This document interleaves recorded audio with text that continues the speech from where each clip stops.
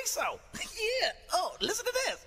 Une de nos équipes a donc mené l'enquête, a rencontré des malades, des médecins, mais aussi des spécialistes de l'aviation civile pour tenter de comprendre ces phénomènes étranges. Et vous allez le voir, certains vont même beaucoup plus loin et accusent certains scientifiques de manipuler le climat. Alors, info ou intox? Élément de réponse avec cette enquête de Jean-Manuel Bertrand, Alban Poitvin, Mathias Julien et Frédéric Rogliano.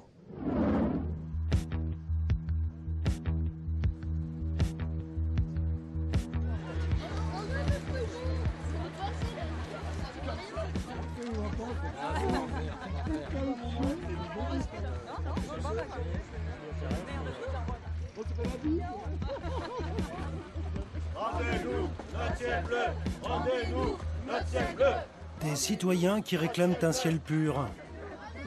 Un étrange cortège dans les rues de Montélimar.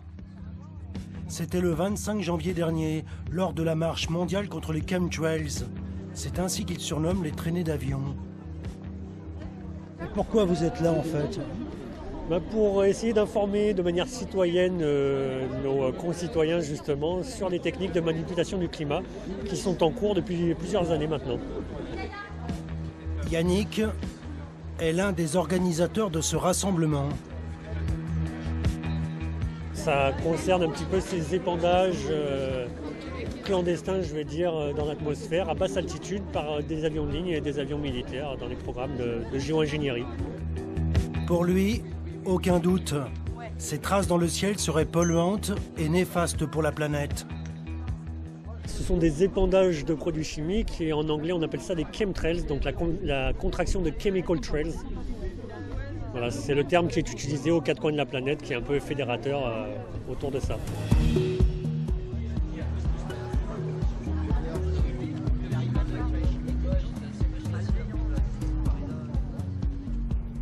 Les chemtrails, un anglicisme qui s'est imposé dans le langage de ces observateurs pour désigner des traînées persistantes au point de voiler complètement le ciel.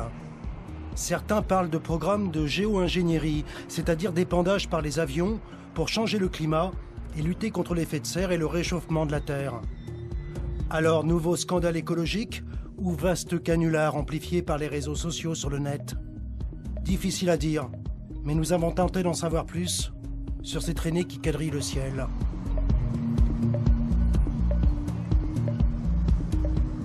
Séverine habite dans les Bouches-du-Rhône, à Saint-Martin-de-Crau. Elle prétend avoir contracté une maladie étrange, celle des morgelons. Les morgelons, c'est le nom qu'on donnait autrefois aux enfants victimes d'une maladie de peau endémique qui est apparue au XVIIe siècle en Provence. Une maladie qui n'est toujours pas reconnue par la médecine officielle. Qu'est-ce que vous avez au visage? Qu'est-ce que c'est? C'est la maladie des morgelons. Donc au début, j'ai eu des gratouilles, des chatouilles, je ne comprenais pas bien pourquoi. Et j'ai aussi parfois des violentes démangeaisons vraiment intenses, avec le visage qui gonfle, je deviens rouge, un peu comme une réaction allergique. Qu'est-ce que vous disent les médecins? Les médecins ne connaissent pas, donc s'ils sont assez ouverts d'esprit, ils veulent bien entendre que peut-être ça existe, mais la maladie n'étant pas reconnue, ils ne savent pas quoi faire, quoi. Pour Séverine, cette maladie dite des morgelons serait provoquée par les chemtrails. Elle a filmé dans son jardin d'étranges filaments qui seraient tombés du ciel. Elle les a confiés sous constat d'huissier à un laboratoire d'analyse. Pour moi, ça vient des chemtrails, ce qu'on appelle des chemtrails, donc des épandages aériens clandestins. Donc ces traînées qu'on voit dans le ciel. Et je pense que ces filaments sont donc des résidus de ces chemtrails. D'ailleurs, c'est ce qui a été mis en avant par le laboratoire Analytica. Nous voici justement dans le laboratoire Analytica, situé à Cuers dans le Var. Bernard Taillé est le premier scientifique en France qui a analysé les fibres prélevées par Séverine. Ce docteur de 3e cycle en chimie reçoit ici des spécimens venus des 4 coins du pays. Ces molécules ne se rassemblent pas, donc elles restent sous la forme de filaments.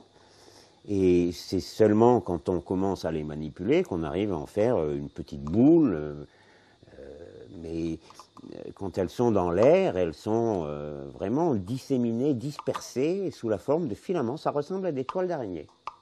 Et c'est très collant, comme vous voyez, c'est très collant. Voilà. Mais c'est pas naturel alors, si? Non, c'est manifestement artificiel, et ça, j'en suis maintenant convaincu depuis que j'ai pu faire ces analyses, parce qu'on trouve des produits qui sont d'origine industrielle, donc la question ne se pose plus. Son dernier rapport d'analyse confirme la présence de phtalates, des composés chimiques qu'on retrouve dans les emballages ménagers, les plastiques, les peintures ou les cosmétiques, des phtalates qui se révèlent très toxiques. Ces filaments, c'est une sorte d'arrosage généralisé sur un territoire immense, la France par exemple, voire l'Europe, avec des substances contenant des perturbateurs endocriniens. Ils perturbent notre système endocrinien, et sans notre système endocrinien, on est, enfin je vais être vulgaire, mais on est foutu, quoi. On se dérègle, on devient obèse. Une des causes de l'obésité évoquée, ce sont les perturbateurs endocriniens, une obésité qui se généralise dans les pays développés, industrialisés, où, parallèlement, la présence des phtalates se généralise aussi. Le docteur Taillé va plus loin dans ses analyses. Il s'interroge sur l'origine de ces filaments et il émet des hypothèses. Je n'accuse personne, mais enfin, les choses qui tombent du ciel ne peuvent venir que d'un avion ou d'un aéronef. Les aéronefs utilisent des turbines. Ces turbines doivent être graissées. Dans les graisses, on met des phtalates et dans les filaments, on retrouve des phtalates. Donc, est-ce que, par hasard, ces filaments ne se formeraient pas, alors de manière involontaire peut-être, ou de manière volontaire, à la sortie des réacteurs d'aviation? C'est une hypothèse, c'est tout. Mais une hypothèse quand même étayée par le fait que ces filaments contiennent des produits qui sont connus pour être présents dans les produits chimiques qu'on embarque dans les avions pour les faire fonctionner. Des malades qui prétendent être contaminés par des filaments tombés tout droit des réacteurs des avions. L'information pourrait prêter à sourire, mais certains la prennent vraiment au sérieux. Ça fait des démangeaisons extrêmes. Vraiment, c'est terrible. Bon là, ça s'est calmé. Mais des fois, on ne sait pas quoi faire. Alors j'ai essayé de l'éosine, des huiles essentielles, ça calme un petit peu. Mais ça pousse, quoi, ça pousse dessous. Vous avez des fibres? Oui, j'ai des fibres qui sortent essentiellement du bras et des jambes. Et des points noirs aussi, des espèces de grains. Nadine habite Marseille. Pour son médecin traitant, les symptômes font penser à une maladie parasitaire, la maladie de Lyme, provoquée par des piqûres de tiques. Mais Nadine pense souffrir des morgelons à cause des fils qui sortiraient de ses mains, tout comme ce patient belge qui s'est filmé avant de poster ces images étonnantes sur Internet.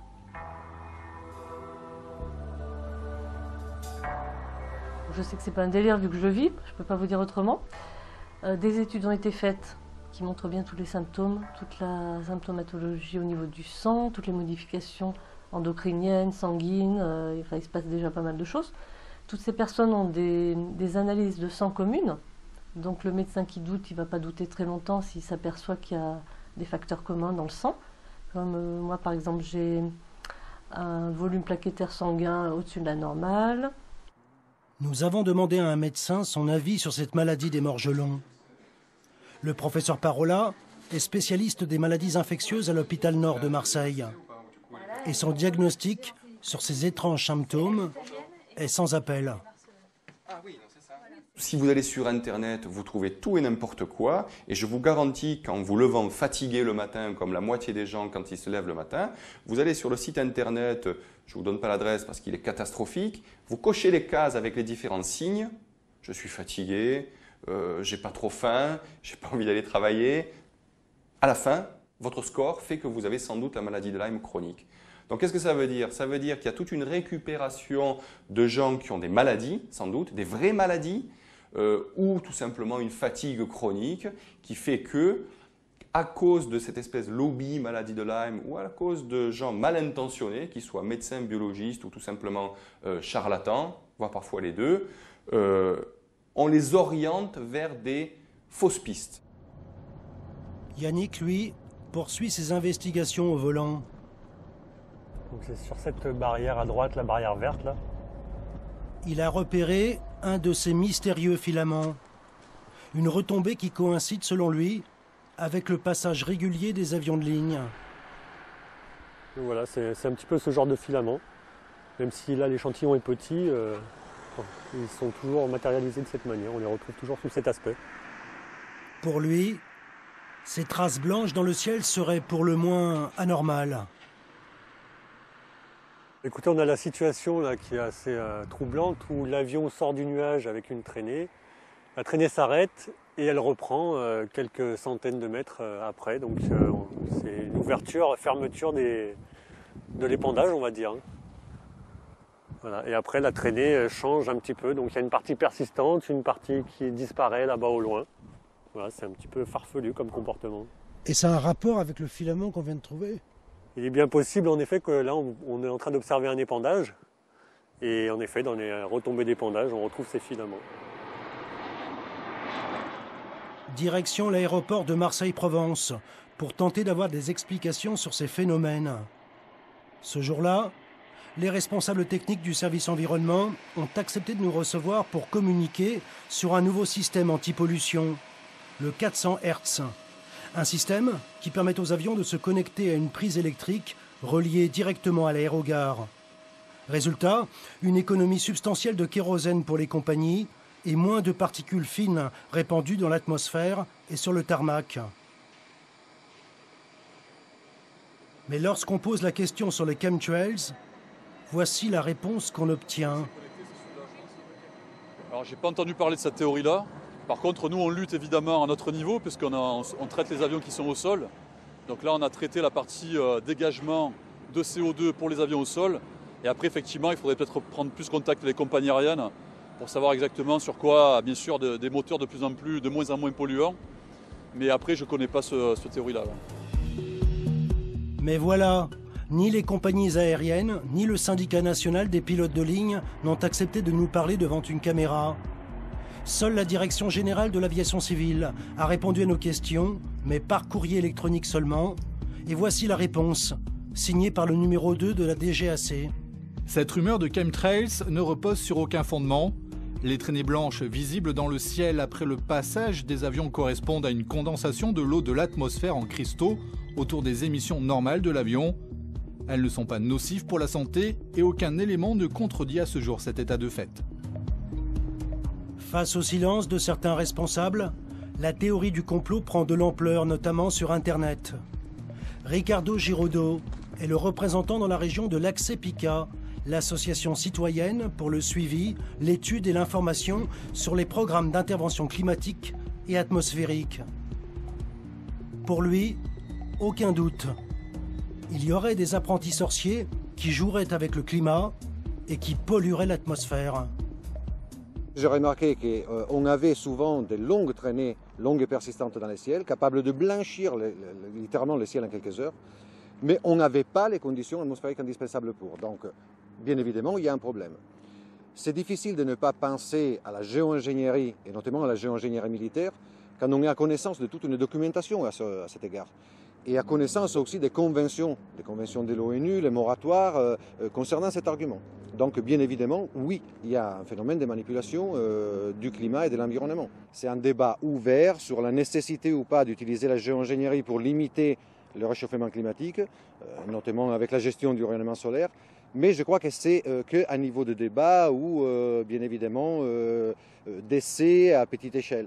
Je crois que s'il y a vraiment une activité de géo-ingénierie clandestine, et on dit bien évidemment clandestine vu les moratoires existantes, c'est peut-être plutôt au niveau militaire, donc secret défense. Vous avez saisi les ministres intéressés? Bien sûr, le ministre de l'écologie et madame le ministre de la santé, qui sont bien évidemment les deux ministères les plus intéressés. Et quelle a été leur réponse?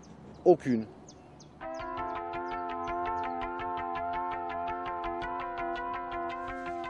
Un autre homme s'est heurté au silence des autorités. C'est un élu des Hautes-Alpes. Joël Giraud est le seul député à avoir posé une question à ce sujet à l'Assemblée nationale, mais toujours pas de réponse du gouvernement. Ça fait un moment que je me posais des questions en me disant mais qu'est-ce qui peut provoquer un phénomène comme celui-là qui est beaucoup trop géométrique pour être naturel. Et j'ai rencontré effectivement des responsables d'associations qui m'ont parlé des chemtrails. Alors, une théorie comme une autre, j'allais dire. Mais une théorie qui vaut la peine pour le moins qu'on se pose des questions et où, en tout état de cause, on ait une réponse à un phénomène qui semble quand même peu naturel. La géo-ingénierie, au travers d'un certain nombre de programmes de recherche qui existent, c'est pas la peine de le nier, peut être une des explications. Mais pour le moins, là encore, j'insiste beaucoup, il faut qu'il y ait une certaine transparence sur ce qui est fait, ce qui est dit.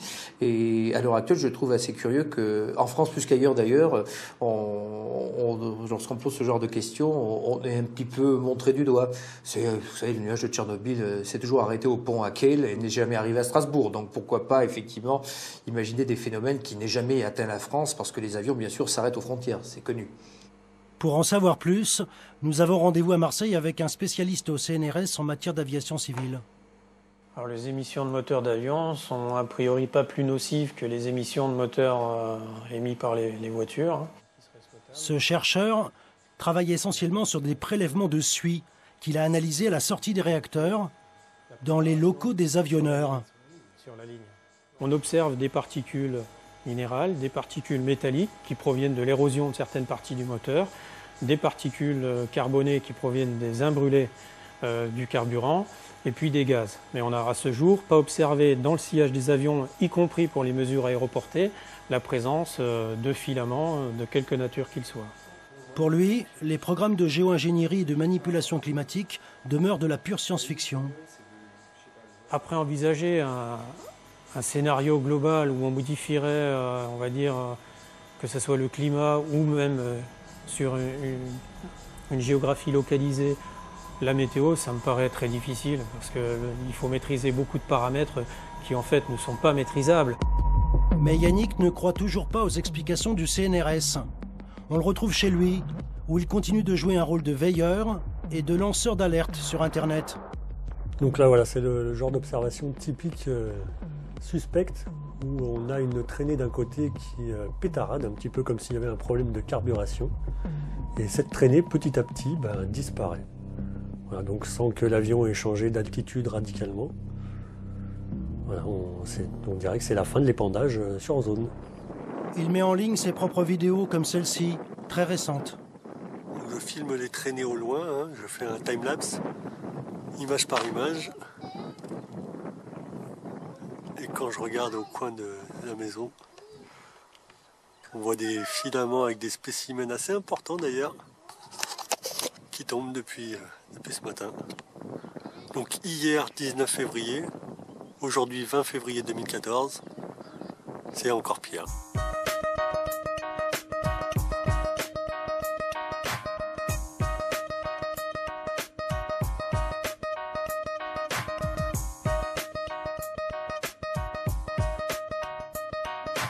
On fabrique des systèmes pour épandre du soufre dans l'atmosphère avec des systèmes qui peuvent se faire à très basse altitude.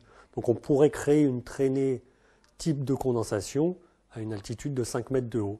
Sauf qu'à la place de la condensation classique qui est composée d'eau, de gouttelettes d'eau et de suie, on retrouve des particules de soufre ou des particules utilisées pour des programmes de modification climatique. À Météo France, un ingénieur nous confirme que ces traînées ont une influence sur le climat et que des expériences de géo-ingénierie existent bel et bien, mais à petite échelle. Ces traînées d'avions ont été étudiées très en détail. On sait qu'elles ont un impact local sur le climat en augmentant un petit peu l'effet de serre. Donc ça fait des températures le jour un petit peu plus faibles puisque ça voile le ciel, exactement comme un nuage naturel. Et ça peut faire des températures nocturnes un peu plus élevées. Donc on pense que ça contribue au réchauffement climatique. Très localement, sur des petites zones, il y a des expériences qui ont été faites sur le terrain pour augmenter la pluie ou limiter la grêle en injectant des produits chimiques dans les nuages. Mais ça coûte cher, ça ne fonctionne que dans des petites zones. À l'échelle du climat, aujourd'hui, on n'a pas montré à notre connaissance de techniques convaincantes de modification volontaire et contrôlée du climat. C'est encore un objectif très lointain.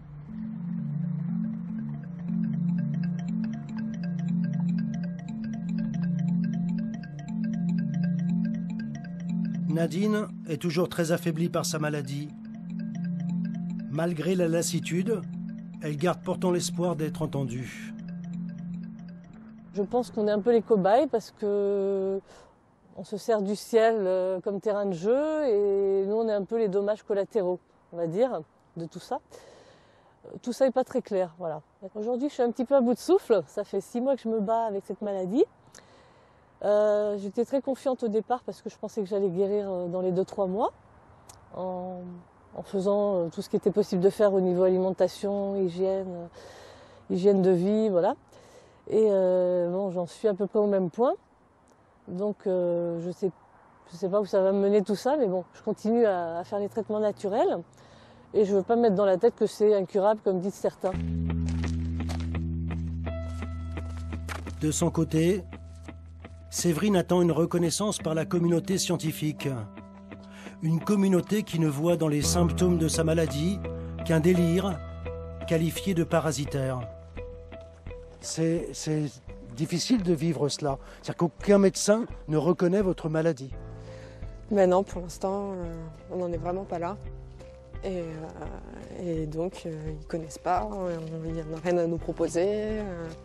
Il faut se débrouiller en allant regarder sur Internet, en se mettant en contact avec d'autres malades. On essaye des choses, mais... Est-ce que vous conservez l'espoir, Séverine ? Oui, mais il faut continuer de se battre, quoi. Il ne faut pas laisser faire ça. Il se passe des choses graves et puis il faut réagir, quoi.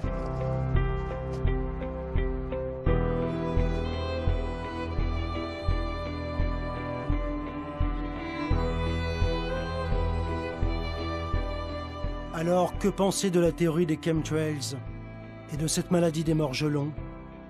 Une maladie sujette à controverse, car les chercheurs continuent de s'interroger. En France, mais aussi aux États-Unis, de nouvelles études pourraient voir le jour. La pollution massive de l'air par les industries, le trafic automobile, mais aussi le transport aérien, favoriserait l'émergence de nouvelles maladies sous forme d'allergies et d'asthme dans la population.